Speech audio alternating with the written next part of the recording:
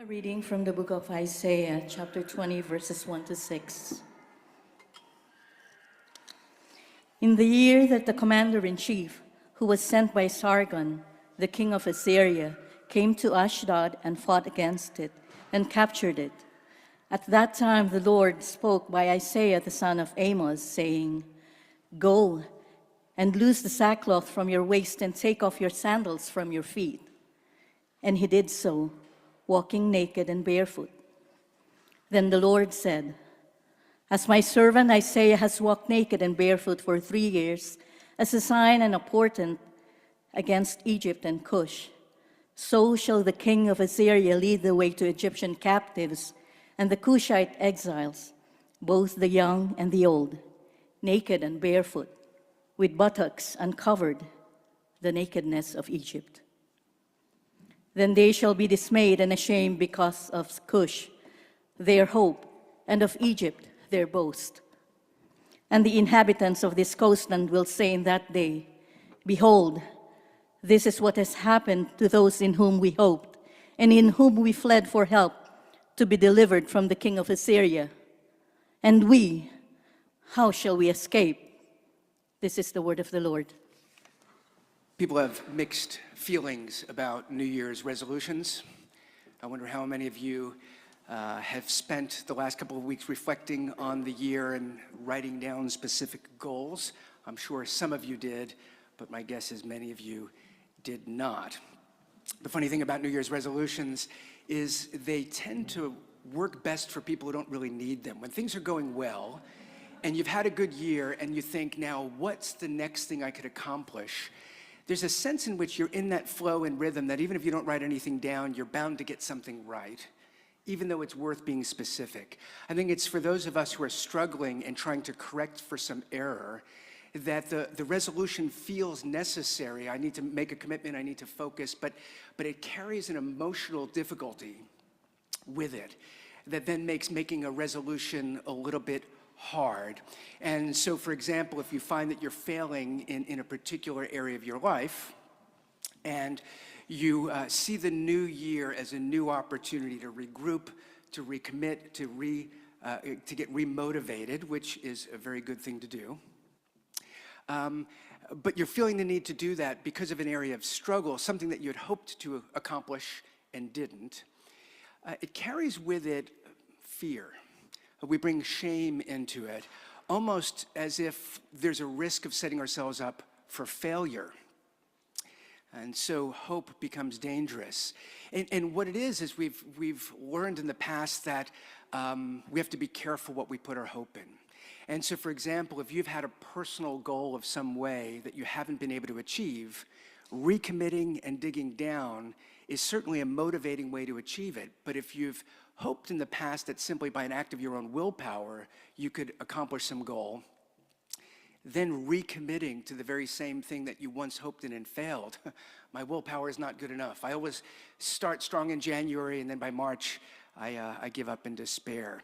And so you're anxious to trust your willpower because when you've trusted it in the past and it's failed, it's led to regret and shame.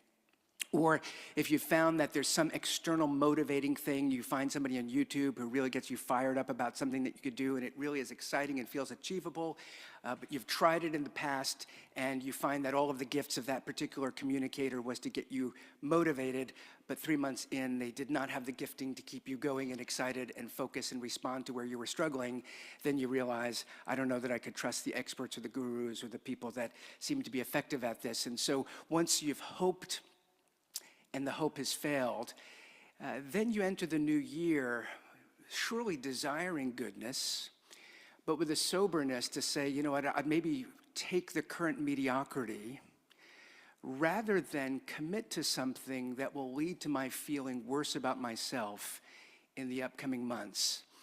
And so as we're going into this year, what are we hoping in? The passage that we're looking at this morning reminds us precisely of the caution where if we hope in the wrong things, if we're foolish, if we're naive, if our hope is misplaced, it could lead to shame, it could lead to regret.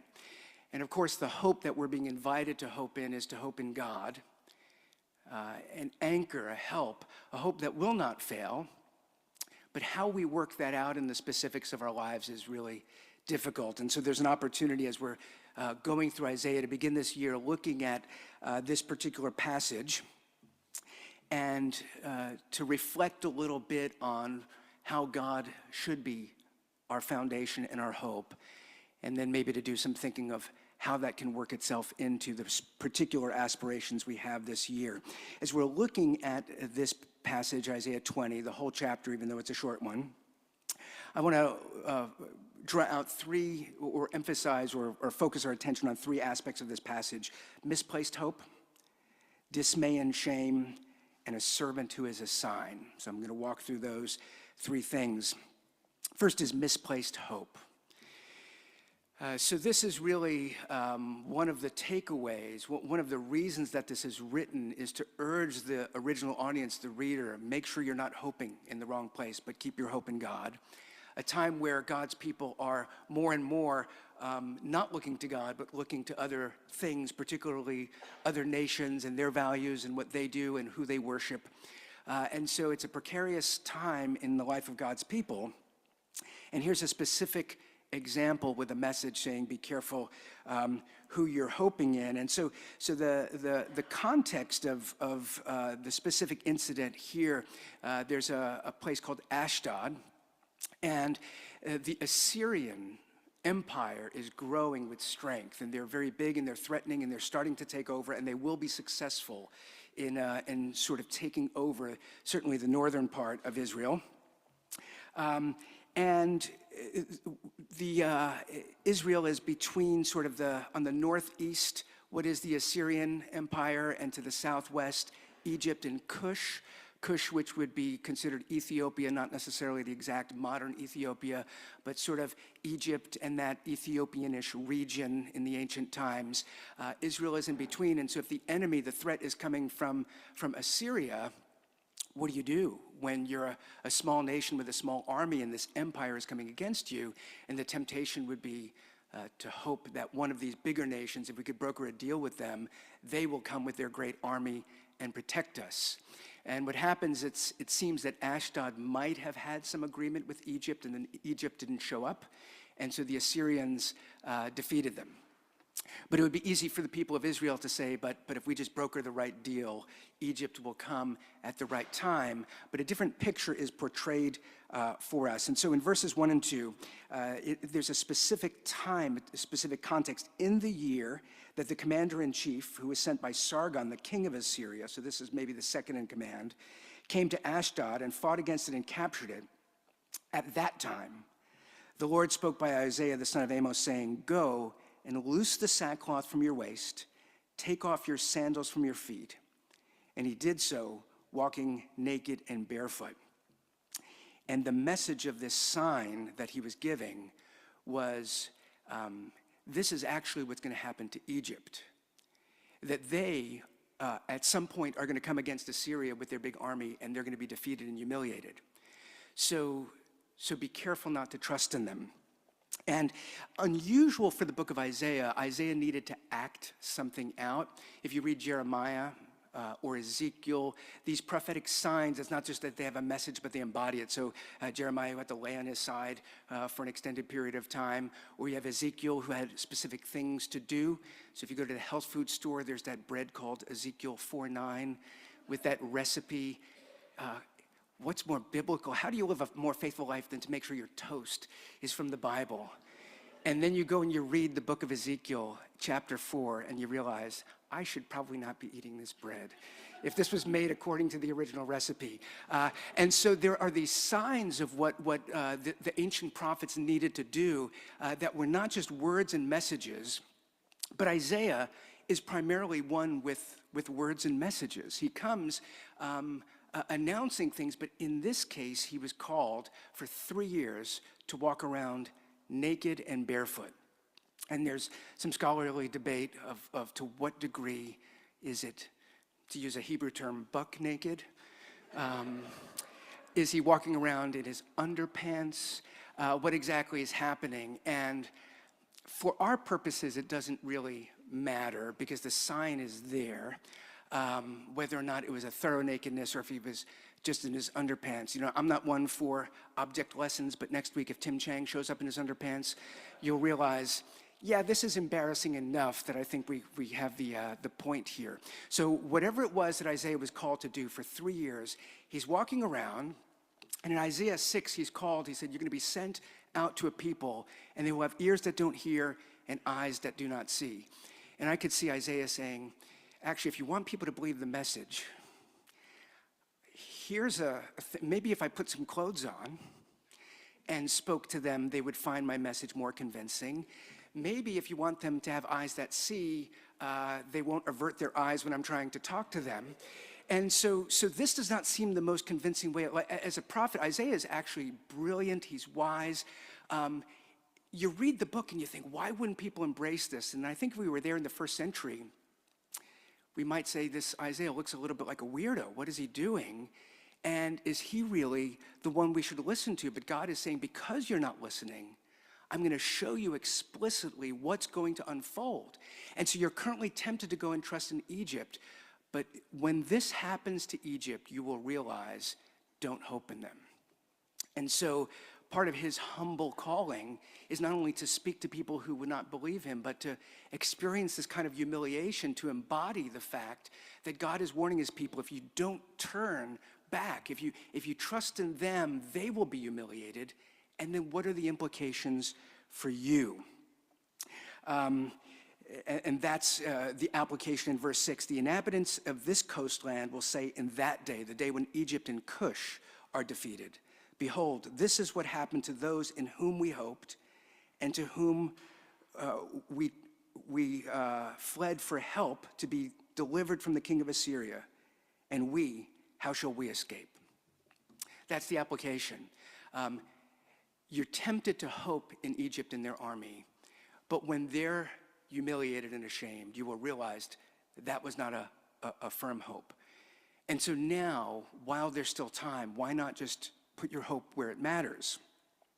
And so the time period where Isaiah is sent to God's straying people, there's sort of two ways that they're being enticed to give up hope in God and to hope in the nations. One is positively where they're enticed, and then the other is negatively where they're terrorized. The positive thing is, okay, we're a small nation, and here is this growing nation next to us, and they're prospering, and they have power, and they have authority, and they have goodness. Maybe if we adopt their lifestyle, their way of life, maybe if we worship their gods, then we will share in their success. And Isaiah is saying it's not the case, actually. Look at the corruption in their society. If you adopt their ways of life, yeah, they're increasing in wealth, but they're also oppressing one another. And so we don't want this to become our way of life. And so on the one hand, Isaiah is trying to say, be careful not to be enamored by the power, the success, the glory. It will falter. But now there's a period where the other incentive to go to the nations, because they have power and glory, is to go with your fear. You're just small here. You're not going to be able to stand on your own. And if you don't become like the nations, if you don't align with them, how will you stand in the midst of this turbulent and conflicting time? And so the temptation that they're being warned about in this particular passage has to do with their fear. The Assyrians are unstoppable. So what do? We can trust in the invisible God who's faithful, or we could trust in the armies of Egypt, who are clear and powerful and mighty. I imagine many of us could recognize why that would be a temptation. When you see an army in front of you, to think, maybe if we just pray, the army will be defeated. Or if we go and align with a bigger army, which is the better plan, to trust in the Lord or to trust in the armies of Egypt? You could see why this would be tempting for people that are increasing in fear. But God is saying, actually, you're overestimating what Egypt could do. Don't align with them. And so the same pull that comes to us in a place like New York City or in the modern world, where on the one hand we're enticed, we're enamored by power and prosperity and things where it feels like, yeah, the life of faith may not provide those things. And so it seems greater to go to the celebrities or to the experts or to hang out with the achievers. And it's not that there's nothing to that, but there could be a hollowness and an emptiness when those things become our ultimate hopes. But sometimes it's the desperation. It's when we're feeling not good enough, when we feel that we're lacking in life, and we start to fear that that's sometimes also where then in our desperation we start to sell out and make sacrifices for things that we think will protect us or satisfy us. And Isaiah is another place in the Bible that's warning us to be careful. Don't think that the perceived greatness of those around you will really satisfy your soul. But also be careful. Look honestly at a world that celebrates together but quickly turns against one another. Not to think that if you align there, that will be your source of protection. And so it's those dynamics, we're all vulnerable to them. And so you may find yourself being enticed in some way by something that doesn't feel like it's competing religiously. It seems like a neutral thing, but actually is your ultimate hope in God while you're pursuing life in this world? Or do you find that in some way the thing you're really hoping in for life or for security or for satisfaction is something separate from God? And we need to keep asking this question because we'll catch ourselves every few weeks having wandered off, because trusting the goodness and the power and the promises of the invisible God is hard to do when life is unfolding with the great things that we can be satisfied in or the terrifying things that we need protection from. And so even in a presumed secular environment like New York City, where people are not religious, they devote themselves in very religious ways to things. And so, for instance, Jesus warning us with the caution of money. Don't devote yourself, don't love money. Well, money's just a thing, isn't it? This week, I was listening to a portion of the news where the financial report came up. And it was interesting trying to figure out what happened in 2024, what's going to happen in 2025 for investors. The language of the market. Whereas I think everyone would say, okay, the market is just, we could think of it from a statistical perspective or some practical perspective. It's just the market. But the language in the program sounded to me, it had echoes of the same language of the things that I talked about in seminary. What do you think the market's going to do this year? Well, there's us, the actors, and here's what we're going to do. But the market is this kind of sovereign thing that the market will do what the market will do. And we're just trying to figure out how to connect with it. Well, what do you think we will do? What will be the good things? Well, we have to be faithful and wise, and let's be studied and do these things. But at the end of the day, there's risk and there's reward, and so it may not work out. So what are the rules? What do you do? All of these kinds of things sounded like the question of, well, we believe in this God who's sovereign, and he's over all, and we're to learn of his ways and do them, and there will be blessings and rewards. And I found that the language of simply trying to forecast where to put your money this year didn't sound that different from people trying to think of where do I put the hopes of my entire life. And once you realize that religion is not just about an ideology of God's, but it's about hopes and faithfulness and ethics and habits and patterns and community, and there's a whole coming together in biblical religion, you realize that there are all sorts of alternatives that are offered. And so is your hope squarely in the God of the Bible? And out of that, you're living in the world. Or are you watching YouTube and you're finding there's celebrity, there's success, and one of the great opportunities in this democratizing time is an individual who wasn't born into a prosperous family or doesn't have connections with an iPhone and with a good succinct marketing plan could maybe amass 1 million viewers, and then you could monetize it if you want financial gain, or you can find acceptance with a celebrity community because you've made a name for yourself. And all of these things that are part of ordinary life. But if we're ungrounded, if we don't have a true hope, a true anchor, they become objects of religious devotion. They become our sources of hope. They become what we devote ourselves to, our time, our energy, our talents, our resources. And this passage is one of the many that reminds us, be careful not to hope in what currently looks like it's powerful and glorious and winning, because the world is shifting. You need something more firm than that, or you may find yourself regretful, shamed, realizing that you've hoped in the wrong thing. I imagine all of us can reflect on our lives and realize that you have some experience where you hoped in the wrong thing and it failed and it stung. And when we're talking about specific things, what do we do in 2025? Or in the case of the original audience, what do you do about this particular rising army? To zoom back and look at the whole of our lives and say, but more than just what we feel we need at the moment, or more than what we fear, are we anchoring the whole of our lives in something that is firm, a hope that will not fail? Or are we starting to give ourselves over to something that is meeting our current need, but when it fails, we're going to be lost, regretful, confused, ashamed? So, misplaced hope is part of this story, and it's a reminder for us in reading it to listen to where we're invited to put our hope, and also to learn of where we're being warned. Be careful not to put your hope in these kinds of things. So the second thing I want to talk about is dismay and shame, because that's the result of this misplaced hope. The warning for God's people is, if you're hoping in Egypt, their story is not going to be a success story, but it's a story of dismay and shame. And therefore, if that's where your hope is, that will be your story. And so be careful how you proceed. And so as we're going into this particular passage, again, the context has a political, military component to it.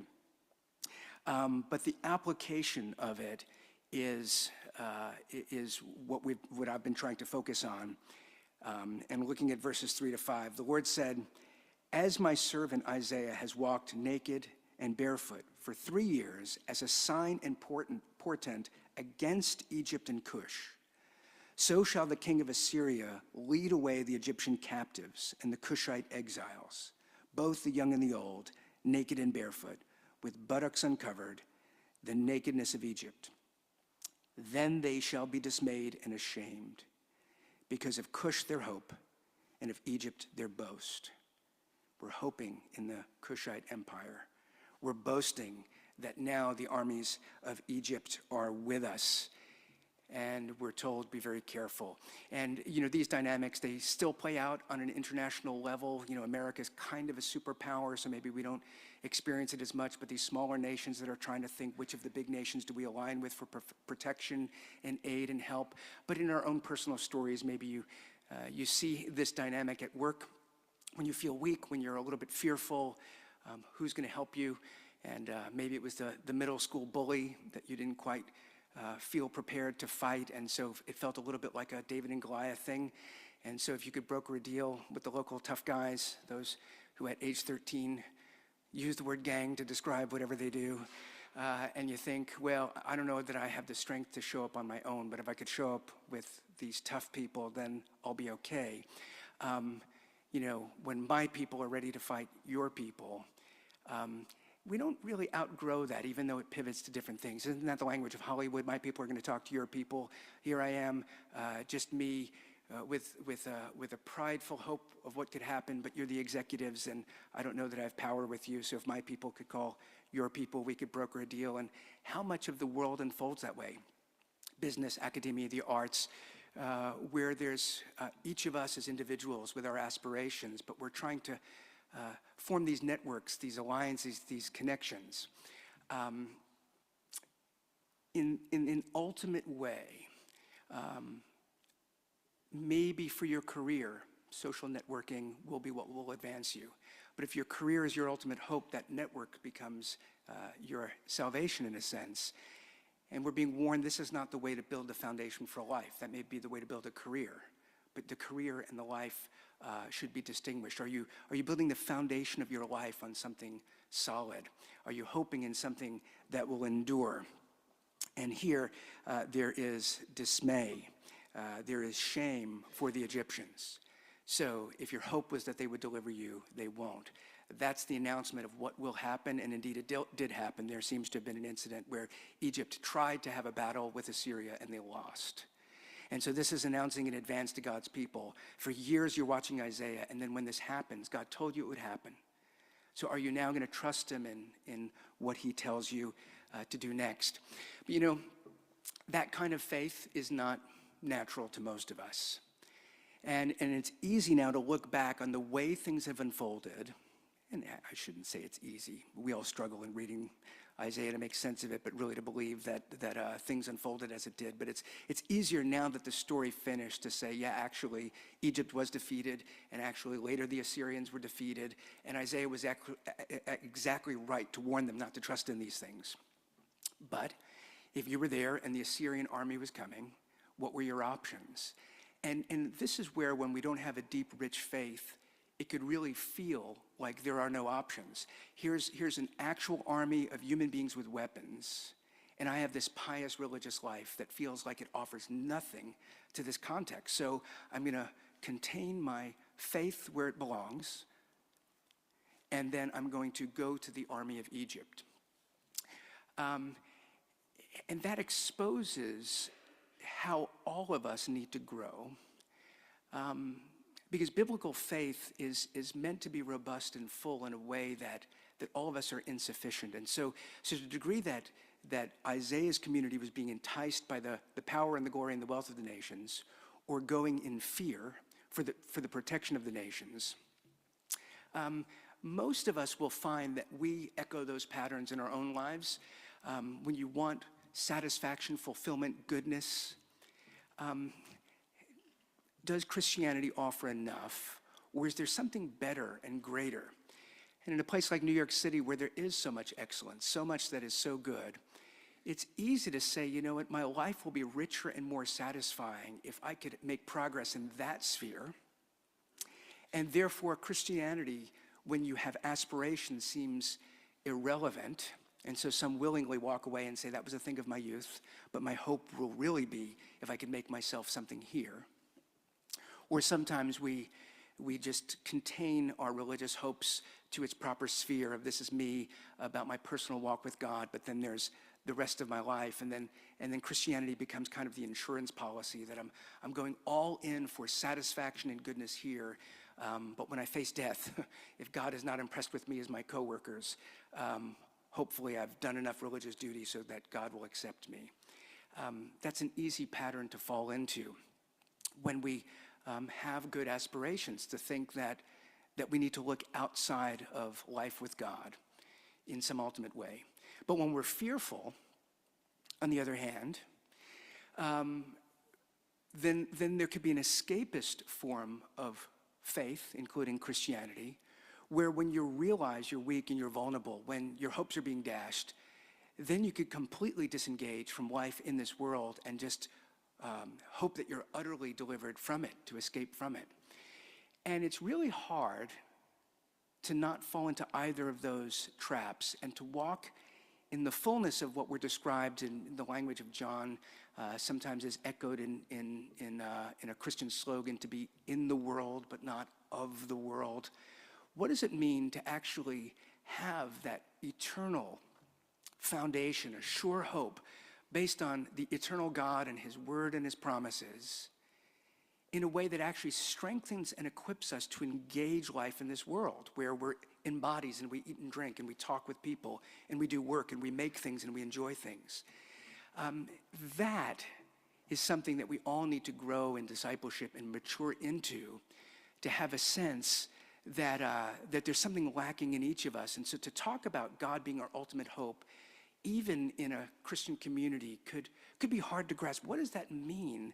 Does this mean that I should quit my job and become religious? No, we're talking about eternal, enduring things that then ready us for the really important, practical, temporal things. We're not choosing between them. But Isaiah is warning his people, at this point, you're giving up the eternal and the enduring for the sake of the temporal. And you're going to find that the temporal is temporal. And when it disappoints, you're going to be regretful and ashamed, and you're going to have no foundation.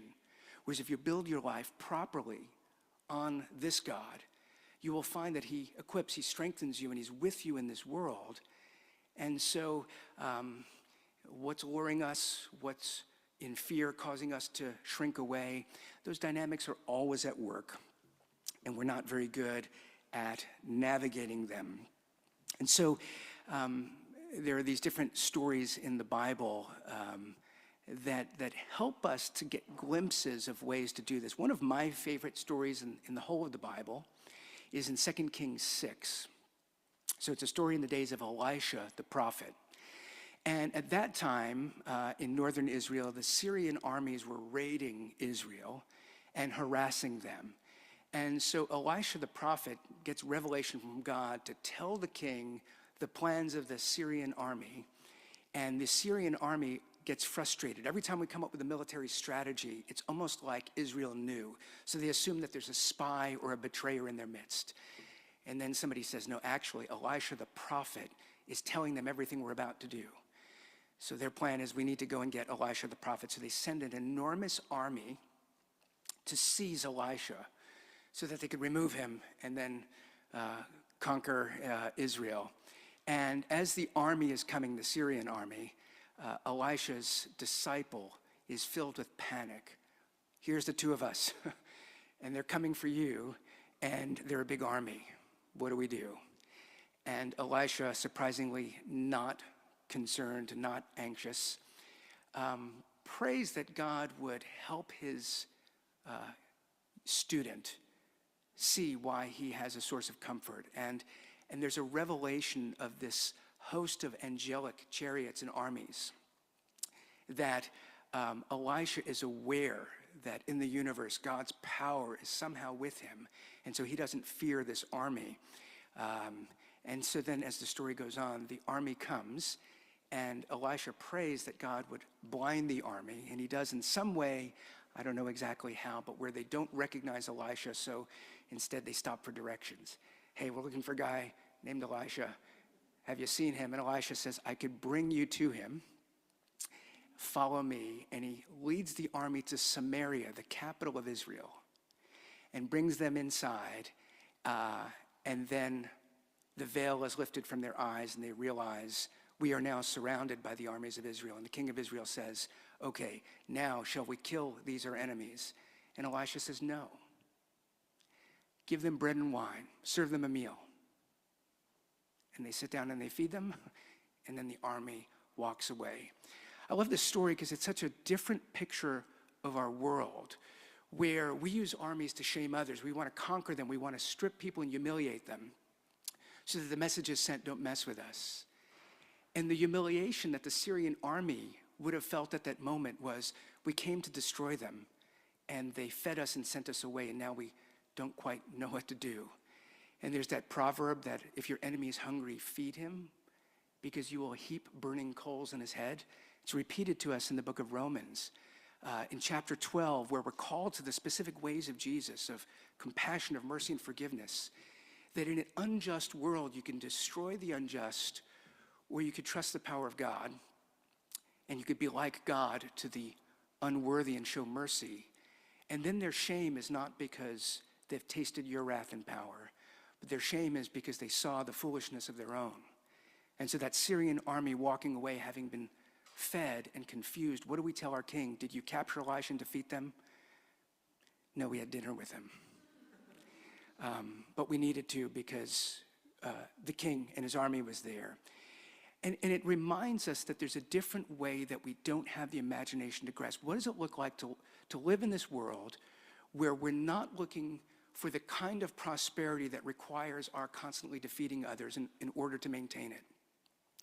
But there's a way of living in this corrupt world free of corruption so that we are not shamed because of our failing, but one day those who are corrupt will be shamed of their corrupt ways.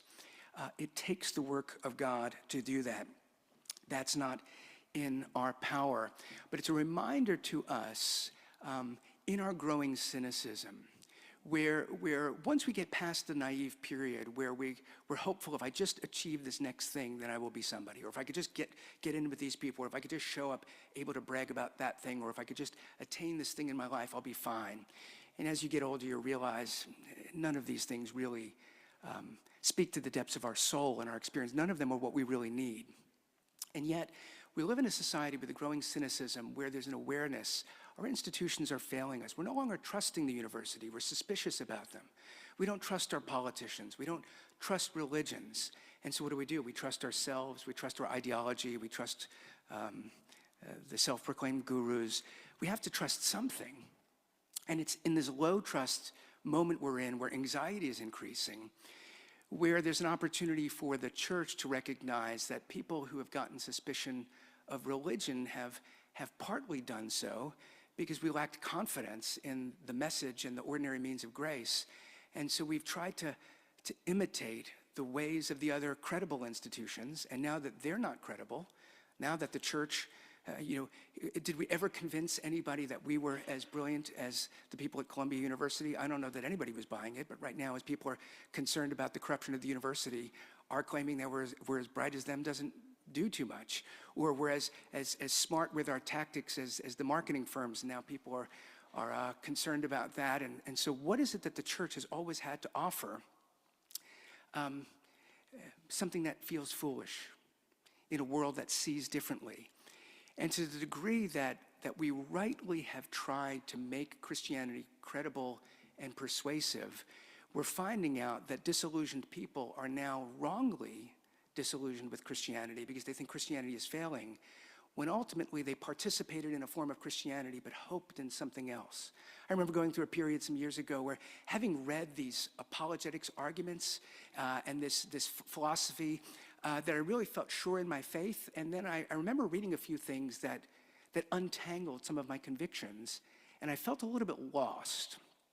And one of the lessons I learned was not Christianity is not sound intellectually, but that I was hoping in the argument for Christianity, and when the argument showed itself to be insufficient for that moment, I started to lose faith in God, because my faith was not in God, my faith was in the argument.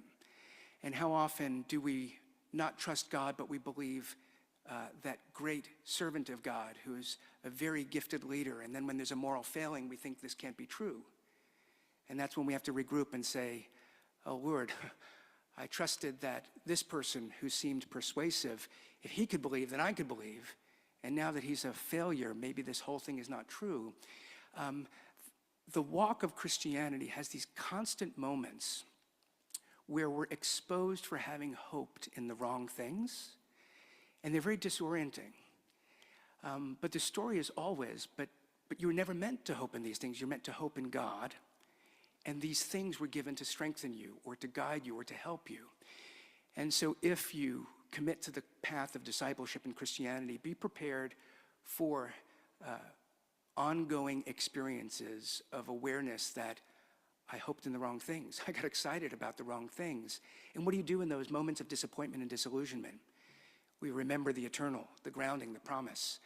What will never lead to dismay or shame? Hope in Christ. And so that leads to the last point, the servant who was assigned. We have misplaced hope, there's dismay and shame, but there's a servant who is assigned. And in this case, it's Isaiah, God's servant, who's called in humiliation to walk around in order that God's people would get a lesson from what he suffers.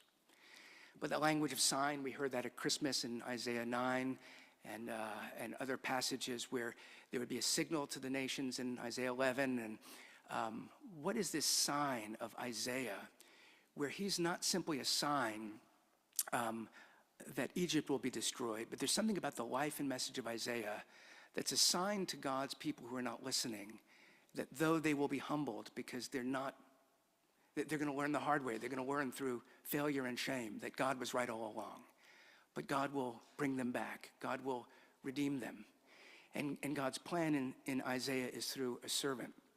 And so in this passage, verse 2, Isaiah's very challenging calling, go and loose the sackcloth from your waist and take off your sandals from your feet. So in verse 3, he does it. My servant Isaiah has walked naked and barefoot. It's interesting to be thinking about a prophecy against Egypt and to think, where did things begin for God's people when they were enslaved in Egypt in Exodus? Well, within that land, it was God meeting Moses at a burning bush, and Moses is told, take your sandals off of your feet because the ground you're standing on is holy. In the presence of this great eternal God, he took off his sandals. And now God calls Isaiah, who says, I'm an unclean man with unclean lips, living among unclean people. God sanctifies him in Isaiah 6 and sends him out, but now to walk a land that is becoming increasingly unclean, defiled.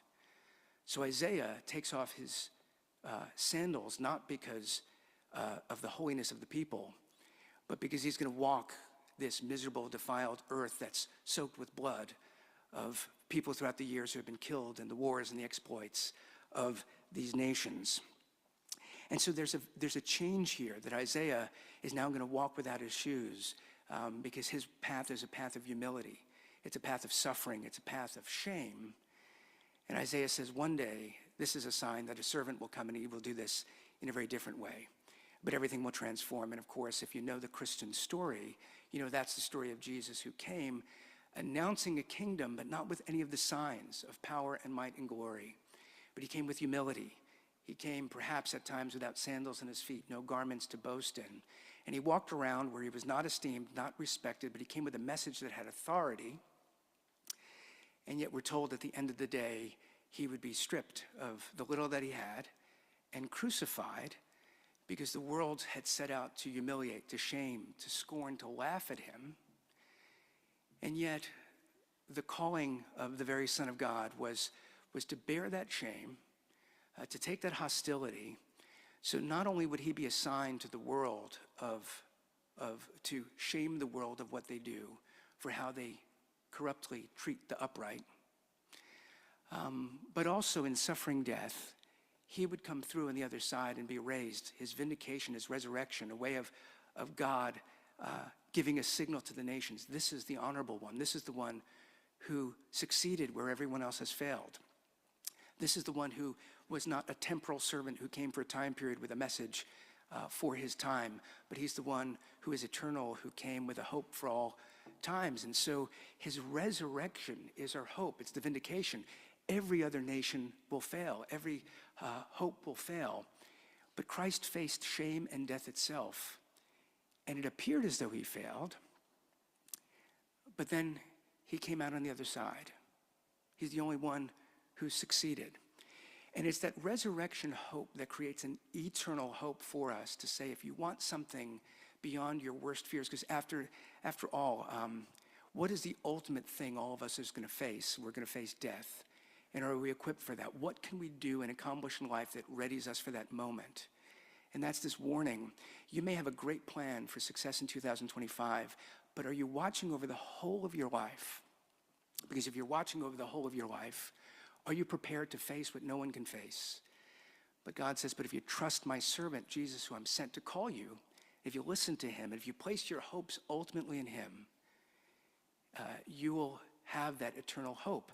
And it's that hope that we desire, but because of our weakness, because of our shame, we have trouble really connecting with it. And that's where the hope is the resurrection, but Christians so readily grasp the cross. Because it's when we feel my faith is not enough, my understanding is not enough, my good works are not enough, my hope is not enough. And here's Jesus who came and he identified with us in our failings and he bore the shame. And that we in our weakness have a place to go when we catch ourselves having hoped in the wrong thing. That God did not send Jesus in the world to taunt and shame us, but he sent Jesus into the world to call us out of our being shamed and into life. And so you can fail in 2025, and 2026 will come and you have a chance to regroup. You don't want to fail in the whole of your life. And that's where this message says, whatever you're doing, whatever your particular goals are now, fine, but are they anchored in something eternal? Or are those goals your only hope? And we're being reminded when you go into 2025, lots of great things can happen, but if you're grounded in the eternal God, if you're following Christ, then this year could be a great year, or this year could be a hard year, but you'll get through it.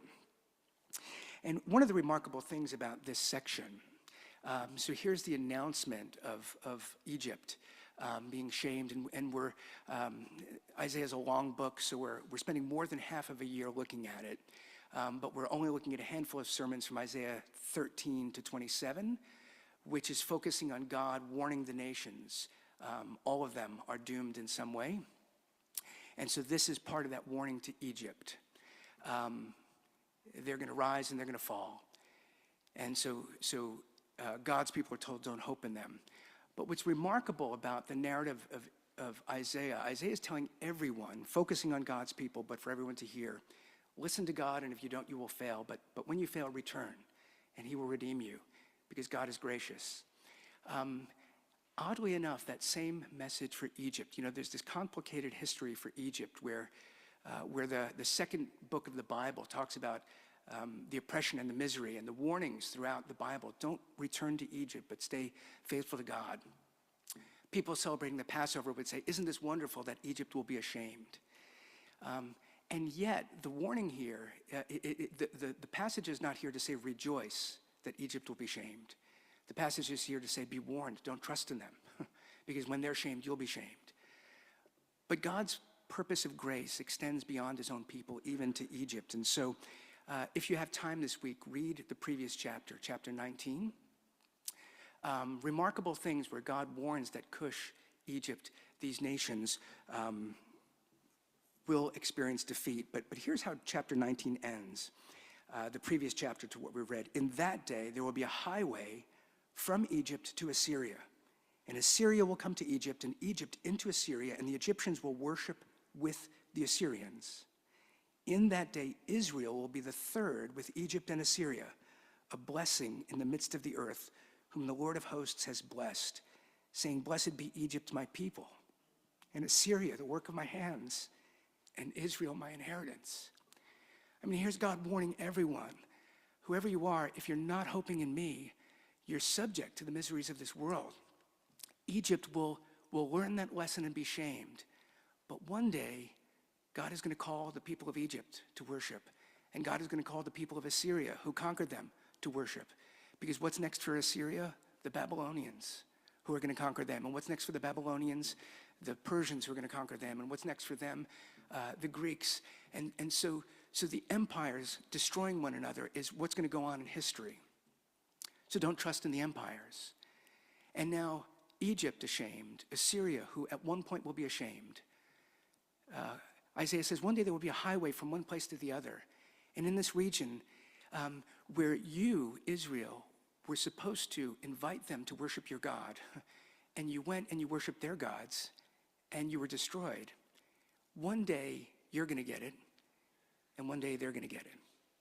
And that's the ministry of Jesus Christ, who comes and he bears the sins of the whole world, and he invites people from every tribe and nation, whether or not you've known God. Come and set your heart in the eternal, so that one day, and we're 2,000 years after Jesus, it's not that every nation believes in this message, but as far as we know, within every nation, there are people who are hoping in this message, believing in this God, who consider ourselves a family, crossing these international lines.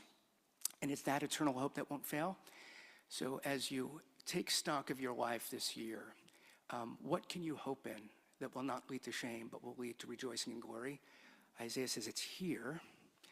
And put your focus on Christ. And if you do that, it's no guarantee of whether or not life will be easy or hard, but it's a guarantee that your life will endure, that there's hope, there's resurrection. Your shame will have been dealt with rather than your ultimate fate.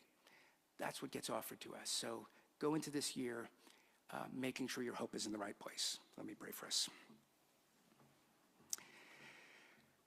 Our Father, this lesson is remarkably hard for us to grasp, whether or not we've lived the Christian life for many years and studied the Bible extensively, or whether we're brand new or know nothing about what to believe.